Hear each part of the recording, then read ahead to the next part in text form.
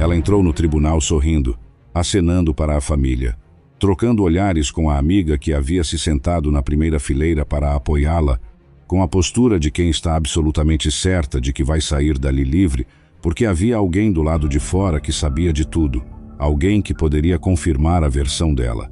Alguém que havia recebido as mensagens, havia ouvido os relatos, havia sido a confidente de tudo que havia acontecido naquele relacionamento. A melhor amiga. Christy Oyler estava ali, pronta para testemunhar. E Shayna Hubers acreditava que as palavras de Christy seriam o que separava ela da prisão. O problema é que Christy Oyler também tinha que dizer a verdade. 2 days later, did you think anything of it? No. Even 3 days later? No. Because it was a joke? It was insignificant. E a verdade que Christy tinha para contar aquela que ela havia recebido 10 dias antes de Ryan Poston ser morto, que havia lido na tela do celular e achado que era uma piada, que havia praticamente esquecido até que tudo veio à tona, não era a verdade que Shayna esperava. Era exatamente o oposto. Quando a promotora perguntou a Christy se aquela mensagem de texto havia ganho um contexto diferente quando Shayna disparou 6 tiros no corpo de Ryan Poston, Christy respondeu com uma única palavra: sim. 11 days later, when Shayna Hubers put 6 bullets into Ryan Poston, did you think about it then? Did it take on a different context then? O sorriso de Shayna sumiu. O que você está prestes a ouvir é verificado por registros judiciais, gravações de interrogatório, depoimentos ao tribunal e análise balística. É a história de um jovem advogado de 29 anos que tinha tudo pela frente e de uma mulher que não conseguia aceitar que ele fosse embora. Escreve nos comentários agora o seu nome e a cidade onde você está. Adoro saber quem está do outro lado da tela. E se ainda não é inscrito, aperta o botão agora. Toda semana tem um caso novo e você não vai querer perder. Agora vamos ao começo. Porque antes de qualquer mensagem de texto, antes de qualquer interrogatório, antes de qualquer julgamento, havia 2 adultos que se encontraram e construíram um dos relacionamentos mais tóxicos que o Kentucky já levou a um tribunal. Ryan Poston tinha 29 anos em outubro de 2012. Era advogado em início de carreira, formado, articulado, com o tipo de trajetória que as pessoas ao redor descrevem como ele poderia ter feito coisas extraordinárias. O pai, Jay Poston, falaria sobre o filho no tribunal com a voz de alguém que ainda está tentando entender o que foi roubado. Millions of people are being entertained by viewing pictures of my beautiful son lying dead on the floor of his home. What a horrific violation. Uma bondade tremenda, uma personalidade carismática que todo mundo amava. Ele poderia ter ido muito longe. Ryan morava num apartamento em Highland Heights, Cincinnati. Tinha armas em casa, algo que a mãe de Shayna notou na primeira vez que foi ao apartamento, descrevendo revólveres sobre o sofá da sala. I saw some loaded guns about. There were 2 on the love seat in the living room in 10-color holsters. Era o tipo de detalhe que as pessoas ao redor comentavam e depois esqueciam, porque Ryan era advogado, era adulto, era aquele tipo de pessoa que parece saber o que está fazendo. The first time she met Ryan Poston in 2011. I was taken back. He couldn't look me in the face. Shayna Hubers tinha 20 anos quando conheceu Ryan. Era estudante de pós-graduação na Universidade de Kentucky, em Lexington. Havia acabado de se formar em ciências, estava no mestrado, havia participado de trabalhos de modelagem durante a faculdade. Inteligente, com QI medido pelos peritos em 125, acima da média nacional. Alguém que os que a conheciam descreviam como intensa, como difícil, como o tipo de pessoa que ou você amava ou evitava. Os dois se encontraram e começaram a namorar em 2011. O relacionamento durou 18 meses, e nesse período, rompeu e reconciliou aproximadamente 10 vezes. 10 vezes. Cada ruptura seguida por uma reconciliação. Cada reconciliação seguida por outra crise. Uma amiga próxima de Ryan, Carissa Carlyle, disse que tentou convencer Shayna de que estava tudo bem deixar o relacionamento acabar. Que conversaram sobre isso inúmeras vezes. Que Shayna ouvia, concordava e então não mudava nada. Que Shayna chegou a pegar o celular de Carissa sem permissão para verificar conversas entre Carissa e Ryan.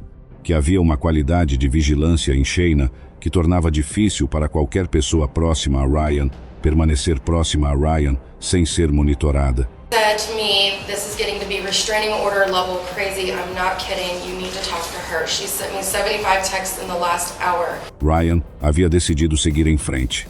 Havia encontrado interesse em outra pessoa, uma participante do concurso Miss Ohio, Miss USA 2012.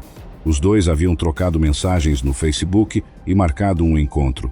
Uma data para a noite de 12 de outubro de 2012. We reconnected through Facebook, and then we started texting back and forth, and then planned a date to meet up. Shayna encontrou as mensagens, e 10 dias antes dessa data, 10 dias antes de Ryan Poston morrer, Shayna havia mandado uma mensagem para a amiga Christy Euler. A mensagem dizia que Ryan ia a um estande de tiro, que ela ia junto, que faria parecer um acidente. Christy Euler leu. Achou que era desabafo frustrado, o tipo de coisa que as pessoas dizem quando estão com raiva de alguém sem realmente querer dizer. Não respondeu de forma alarmada. Seguiu o dia. 11 dias depois, Ryan estava morto. Na noite de 12 de outubro de 2012, Shayna foi ao apartamento de Ryan em Highland Heights. O que aconteceu exatamente naquele apartamento é o centro do caso e o centro do desacordo entre a versão de Shayna e o que as evidências físicas mostravam. The male DNA profile from item 6.1 matches Ryan Poston at all loci. The estimated frequency of this profile is one person in 33 quintillion. Based on the relevant United States populations, this profile does not match Shayna Huber's. O que é certo é o seguinte: 6 tiros foram disparados. Ryan Poston foi atingido 6 vezes, e quando a polícia chegou, encontrou Shayna Hubers no apartamento, ao lado do corpo. Ela havia ligado para o serviço de emergência antes dos policiais chegarem. Condado 911. Eu matei meu namorado em legítima defesa. Era a versão. Legítima defesa. Ryan havia ameaçado ela. Ryan havia pego uma arma. Ela havia agido em pânico, com medo pela própria vida, sem outra saída. Campbell County 911. Ma'am, I killed my boyfriend in self-defense. Okay, where are you at? I'm at 12 Meadow Lane, Highland Heights, Kentucky. 41076. Mas então começou o interrogatório. E o que aconteceu na sala de interrogatório da delegacia de Highland Heights nas horas seguintes é algo que os detetives presentes disseram nunca ter visto em toda a carreira. Shayna Hubers não estava em pânico, não estava em colapso, não estava com o tipo de distância emocional que às vezes acontece depois de um trauma genuíno, quando a mente se fecha para processar o que acabou de acontecer. Ela estava gargalhando, fazendo comentários sobre o apartamento, sobre a personalidade de Ryan, sobre como ele era vaidoso. He had put his arm across the table, and he had put his arm across the table and had it in my face and was screaming at me at the top of his lungs after he had thrown me around the room. And was saying emotionally to me. E então, com a naturalidade de alguém contando uma anedota em jantar, disse aos policiais que Ryan havia sempre quisera fazer uma rinoplastia, que vivia reclamando do nariz, que se achava menos atraente por causa disso, e que ao atirar no rosto dele, ela havia lhe dado o procedimento que ele sempre quis. Fez uma pausa, riu da própria piada. To get a nose job, just that kind of person, and I shot him right here. I gave him his nose job. He wanted. I broke it. Em determinado momento do interrogatório, que durou horas e foi gravado em vídeo, Shayna começou a cantar Amazing Grace, numa sala de delegacia, com o corpo do namorado ainda no apartamento de onde havia saído, cantando um hino. Os detetives olhavam uns para os outros sem saber exatamente como categorizar o que estavam vendo. Depois ela disse, num momento de aparente lucidez sobre as consequências do que havia feito: "Acho que ninguém vai querer se casar comigo agora que eu matei um namorado em legítima defesa", e riu de novo. I don't know if anyone will ever want to marry me if they know that I killed a boyfriend in self-defense. A análise balística contava uma história diferente da legítima defesa. 2 tiros haviam atingido Ryan pela frente, consistentes com um confronto direto, mas os outros 4 haviam sido disparados enquanto Ryan já estava no chão. A posição do corpo, a trajetória das balas, a distribuição do sangue no apartamento, tudo indicava que Ryan havia caído após os primeiros disparos e que os tiros seguintes haviam sido feitos com ele já incapacitado. A promotora Kyle Burns reconstituiu a sequência fisicamente para o júri. Moveu-se pela sala do tribunal para mostrar cada posição, cada ângulo, cada disparo. E então, leu ao júri as próprias palavras de Shayna no interrogatório, que ela havia continuado atirando porque não conseguia suportar ver Ryan se contorcendo no chão, que havia decidido acabar com isso. Ela decidiu acabar com isso, disse a promotora. Com ele, com Ryan Poston, com toda a possibilidade que existia na vida daquele homem. And she decides that Brian wouldn't have wanted that. So for 3 more times, she raises the gun and fires into Ryan Poston's twitching.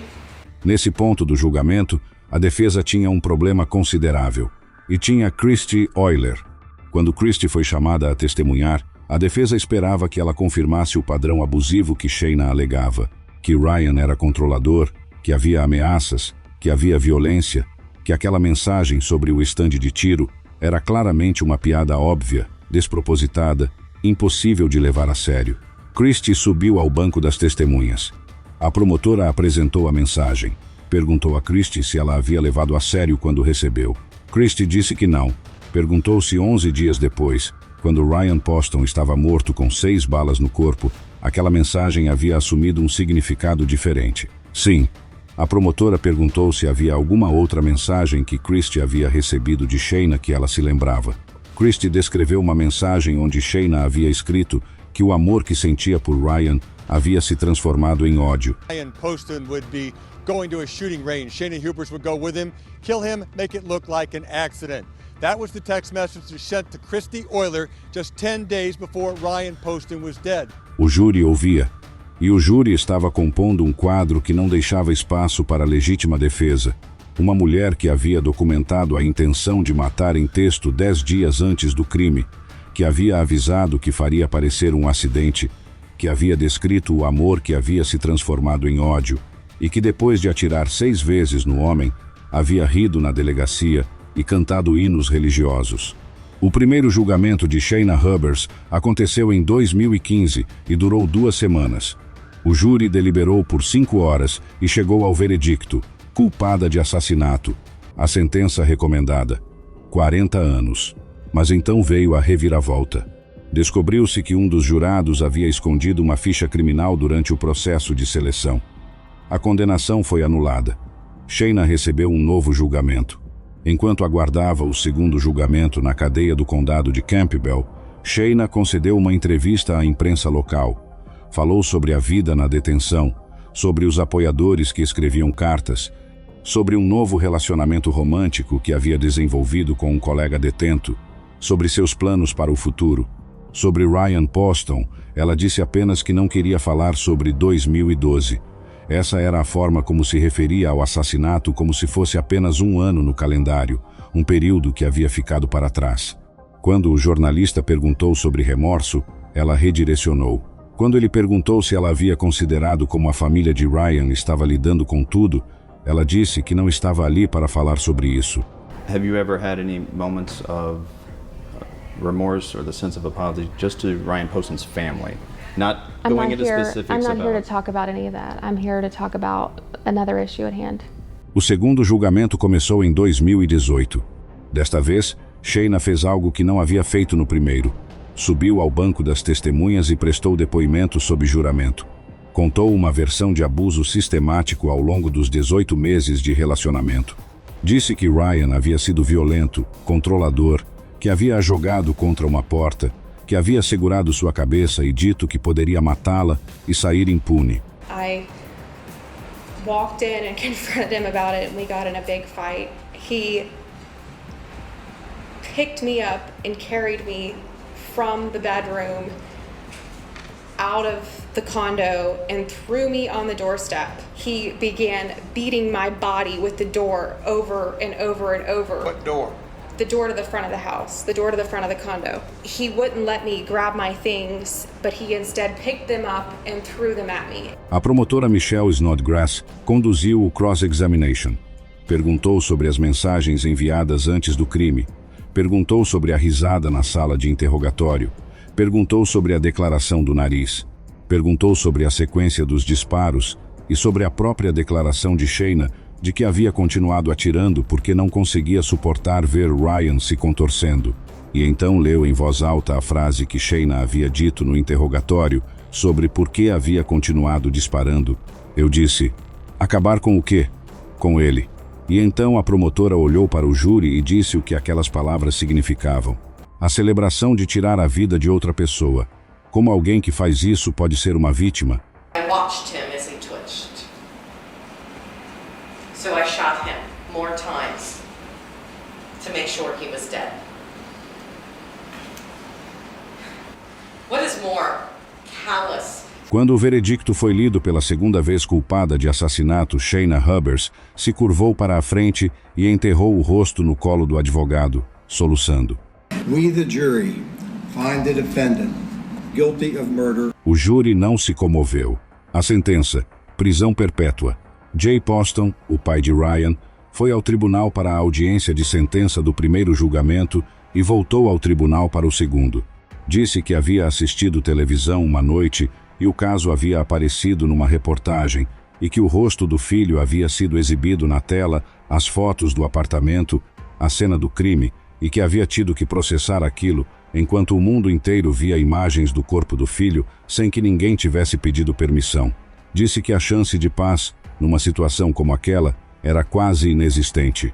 Que numa morte normal você enterra a pessoa e a vida continua de alguma forma, mas quando a assassina ainda está viva, quando os processos continuam por anos, quando o rosto do filho continua aparecendo nos noticiários dentro do contexto errado, não existe encerramento. Só existe a espera pelo próximo capítulo que você não pediu para ler. A irmã de Ryan disse ao tribunal durante a audiência de sentença que nunca havia conseguido se despedir do irmão, que nunca havia dado o último abraço. E então listou em voz alta o que havia sido roubado, com a precisão de alguém que havia ensaiado aquela lista mentalmente por anos. Ele nunca vai se casar, nunca vai ter filhos, nunca vai ir aos jogos de beisebol dos filhos.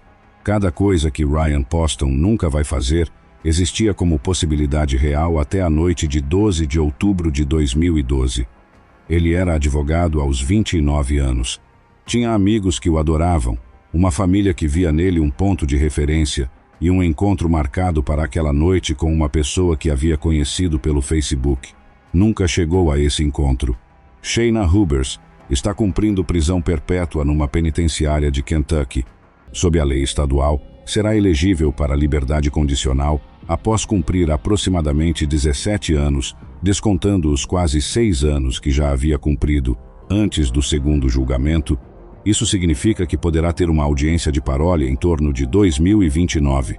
O pai de Ryan disse que estará lá, em cada audiência, dizendo o que precisar ser dito para que ela permaneça onde está. Há uma imagem nesse caso que não sai. Jay Poston disse que havia dito ao filho para não comprar um cachorro. Ryan comprou mesmo assim, e depois que Ryan morreu, o cão ficou com o pai.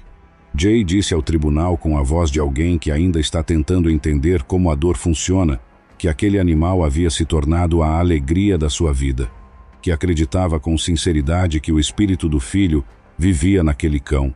Um pai e o cachorro que o filho não deveria ter comprado, isso é o que sobrou de Ryan Poston. Não a carreira que estava construindo, não o casamento que poderia ter tido, não os filhos que nunca existirão. Um cão.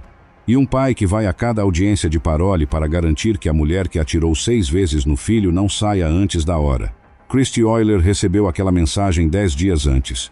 Leu. Achou que era piada. Esqueceu. 11 dias depois, teve que se sentar num tribunal e explicar ao júri que havia recebido uma mensagem onde a ré dizia que ia matar o namorado e fazer parecer um acidente e que não havia levado a sério. A pergunta que fica não é sobre Christy. Ela não tinha como saber. A pergunta é sobre o que significa quando alguém documenta uma intenção em texto, envia para uma amiga e então faz exatamente aquilo que havia escrito. E depois ri na delegacia. E depois canta Amazing Grace. E depois diz que deu ao namorado a rinoplastia que ele sempre quis. Ryan Poston tinha 29 anos. Tinha tudo pela frente. E Shayna Hubers achava que era engraçado. Se você chegou até o final desse caso, me conta nos comentários. O que mais ficou com você nessa história? A mensagem enviada 10 dias antes anunciando o crime? A cena do interrogatório onde ela ria e cantava? Ou a frase do pai sobre o cachorro que o filho não deveria ter comprado? Inscreve no canal se ainda não fez isso. Toda semana tem um caso novo aqui. A gente se vê no próximo expediente.